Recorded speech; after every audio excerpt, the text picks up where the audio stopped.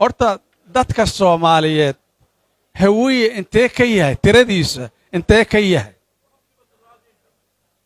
waxaa la yiri markii tirakoob markii la sameeyay boqolkiiba 38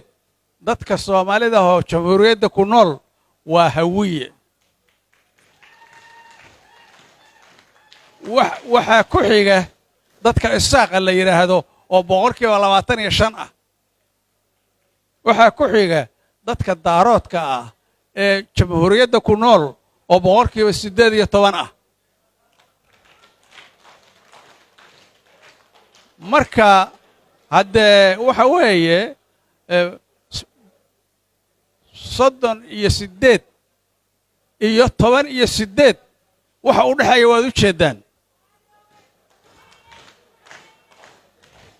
marka waxa weeye dadka majority-giisu waa hawiyaha hawiyuhu marka sida sharcigu qabo waa inuu hogaamiyo majority-ga hogaamiya waa inuu hogaamiya hadda tirana waa leeyahay tayana waa leeyahay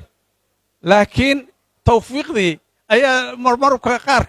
wax ka jireen haddii maanta halkan lagu heshiiyey oo la isku raacay alxamdulillah